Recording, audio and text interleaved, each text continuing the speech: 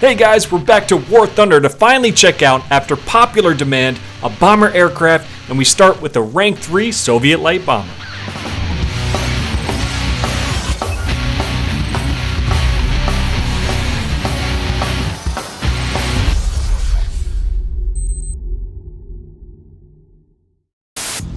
What's this? I'm not in a fighter aircraft.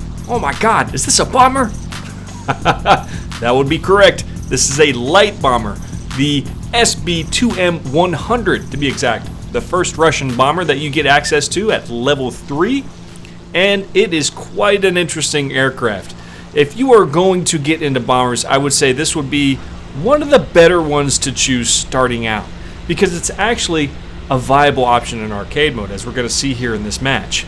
You have two turrets on this thing, one in the back, one in the front, and why I think this is an interesting option to choose if you're just getting into bombers is because it's extremely maneuverable, sometimes to its own detriment. So you actually need to make sure you have your gunners leveled up a little bit as far as taking G-force and their vitality, because you can turn so incredibly fast with this thing that they can actually pass out.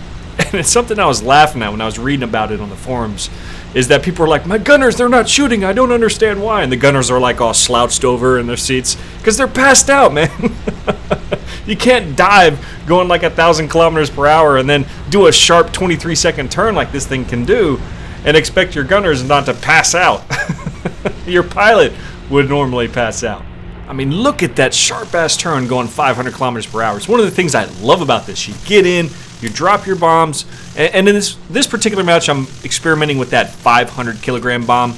I wanted to know if it would work out better because I really like the maneuverability, so I like the option of getting in and getting out. Here you see me switching to the turret in the back because sometimes it's better to manually control it to get some more accurate shots. I have my turret guys leveled all the way up. I really want to see how effective they were once you level up their accuracy, and they still shoot like shit.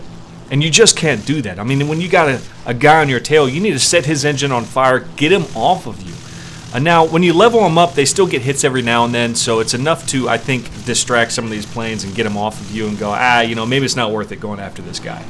And I do think it's a little bit of a challenge learning how to aim these turrets in the beginning. It's a lot different than when you're aiming at somebody that you're consistently flying behind than when you're consistently flying in front of them and they're coming at you. It's like you have to aim a little differently. You have to keep zeroing in mind just like you are when you're behind them, but it's like backward, if that makes sense. So it took a little work, but I started to get it, and it really shows in this match. I hear my guys reloading, but thankfully I had some teammates behind me that were mopping them up, and I just decided to get really aggressive. I mean, look at all of this red in front of me. I only got one 500 kilogram bomb. It's a big ass bomb. So I'm looking to drop that thing, turn around, get in my turret, and start taking guys out as they come at me. And I just wanted to see what this thing was truly capable of. Like, how much damage can this thing take? Now, if you'll see, I hug this mountain right here because I want to get them above my aircraft. That gets them in a better line of sight for that turret. So watch them pop over, and they're just in a perfect line of sight for me to start putting lead in them. Unfortunately, I'm still learning that aiming. Now this P-36C Hawk is doing the wrong thing. You don't do that. You don't fly directly behind a bomber and expect to be okay. You're going to get your ass handed to you. Your engine can catch on fire so easily because this is coming like right at your pilot, right at your engine. I mean, I'm just mopping these guys up. Now, if I depended on the AI to take care of that, I don't think it would have gone the same way. So here's a little tip for you when you're going against a bomber. If you see him flatten out and just consistently fly straight, he's manually in his turret, and you need to watch out. You need to come at him at his dead zone. See how when he comes below my aircraft I can no longer aim at him? That would have been the smarter idea. If they came over that mountain, dove down under the aircraft, and then try to come at it from above, or just one of my dead zones. So it's really important that you understand the dead zones in these different bombers you're going against, because if you try and come at it in a manner in which this turret can hit you, it's really taking an unnecessary risk. So this went really well for me. I got super aggressive with it. I went in against a lot of multiple enemies, took out some ground targets, took out some air targets, and I'm beat the hell up coming in for a combat landing. Put my flaps up, landing gear down, slow down the throttle. This thing actually landed a lot better than I thought it was. I was pretty sure I was coming in for a crash on this. I was coming in pretty hot. off of an engagement, and it hit the pavement and slowed down pretty good. So I'm really impressed with this thing's ability to land quickly. That is important in the bomber. You take a lot of damage. A lot of times you become the focus of a lot of enemies' fire. And, you know, if the enemies don't particularly know what to aim for, you can take it. It's surprising how much damage this aircraft can take. I mean, hell, they can even take out one of your propellers, and this thing will fly off of one engine and one propeller. It's pretty awesome to see. But like I said, that's against players who don't exactly know what to aim for. They're just trying to hit you in general. If they aim for your wings, or if they take out, you know, your tail rudder, your ability to control the aircraft, you go down really quick. That's what's frustrating for a lot of players, especially in the higher tiers. People really start to learn where to aim on these aircrafts. They learn their weak points, and that just means you need to be a little bit smarter about what engagements you get into and when you're going to get into them. You know, this aircraft's pretty maneuverable, but the other bombers, they're like, once you make your decision on where you're going, you're pretty much married to it. It takes forever to turn around. It takes forever to disengage. And when you choose to do something, you just need to go balls to the wall, and the situation can easily change based off of how many enemy aircrafts are around. And to be honest, I don't think most bombers are suited to the arcade mode. I think they're more suited for historical battles and real battles, if you can manage to pull that one off. I can't even pass the training mode for real battles. I think they're more suited to historical battles to get the objective done. Especially things like the Catalina, because it carries 16 bombs, this only carrying anywhere between 1 to 6, depending on the weight of the bomb that you carry. And those bombers also take a lot more damage, but they're more about the long run. Whereas this one is more about short engagements, get in, get out. It really feels like it's suited toward the arcade mode. And I brought the Catalina into arcade mode a couple different times, which is one of the lower ranking heavy bombers, and I have a lot of challenges with it. It's the flight models and the damage modules are way too forgiving in arcade mode for an aircraft of that size and of that purpose. It really is like a slow and steady kind of gameplay, and you know what, a lot of people enjoy that. There's a lot of room for that to be enjoyed in the game, especially in historical mode, where gameplay itself is dramatically slower. Now here we have a problem, and I was barely able to get above here. I'm trying to go after their tanks, and I can see that they're probably on top of this ridge. And this is where I've kind of noticed a weakness, is that these things do not climb quickly, and you really need to push the engines to gain altitude with any sort of quickness. And that's a problem in situations like this where you need to quickly gain altitude, or if you're trying to run away or anything like that, or if you're one of those bombers that require altitude, maybe you're better at climbing than this one. But I just noticed it right off the bat. I'm like, holy crap, I'm gonna push out my engines trying to get over this mountain. And I was barely able to do so. And this portion right here also demonstrates the weakness in trying to drop ordnance in third-person mode. You're not as accurate as you would be if you jumped into the cockpit and into that bomber mode.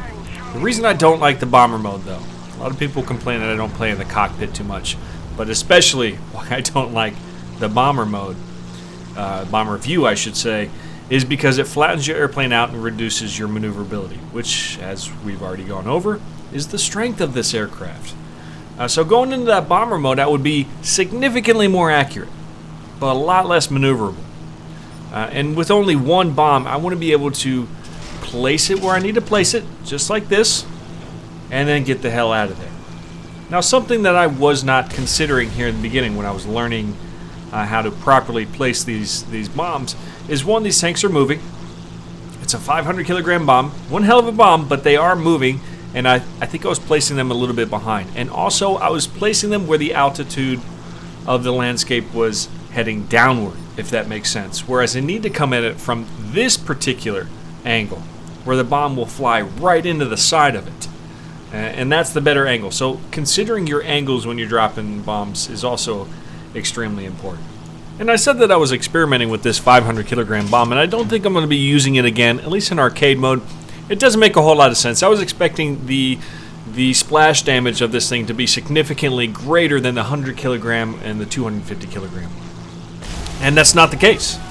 It seems as if it's much larger than the 100, but not like so much larger than the 250 to make it worth it. And with the 250, you get 2 of them. So I think that's what I'll be rolling with this thing from now on. The 100 ones are great, but you need to be super, super accurate with them. Make sure you place them right where they need to be.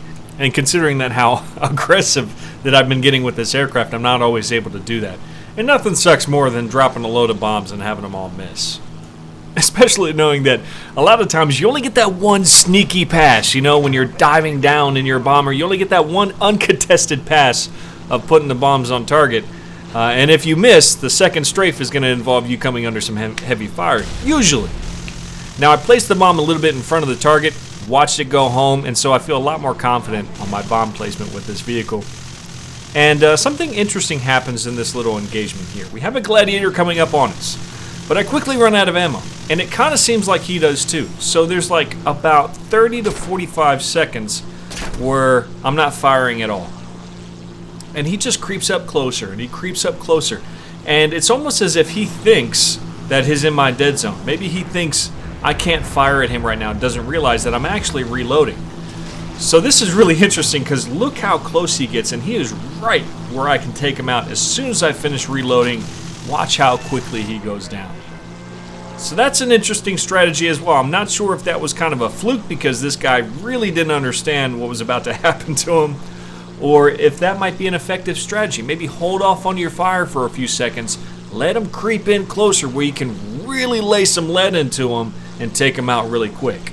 Could be an interesting strategy. Although if you're not consistently sitting inside of your turret, the AI is going to be firing anyway. So something interesting to take into account. Might not always work, but has certainly worked pretty quickly there. And this is also a pretty interesting part of the match when it winds down here to the last 10 vehicles, because I don't know if you noticed, but it feels like those first 20-something vehicles go like that. And then the last 10 take a lot longer. And that's usually because those are the tanks. Those are the vehicles that require some type of ordnance to take out. So this is where bombers really come into play, and we're really contributing to the W here in this match. I mean, some of the fighters can load bombs and can load rockets and torpedoes, but they're fighter jets. They're meant to defend the objectives. They're meant to take out other airplanes, get into, turn and burn fights, get into boom and zoom rolls. And holding ordnance definitely withdraws from that capability. So I do think there is a place for bombers in arcade mode. We saw it here. We saw a vehicle that's very good at it in the earlier ranks, and it contributes to some really good points. As we see, I'm second on the leaderboard for my team. So I hope you enjoyed this video. Hope you enjoyed this bomber gameplay. But that's all I have for this video. This is Sergeant Merrill out here.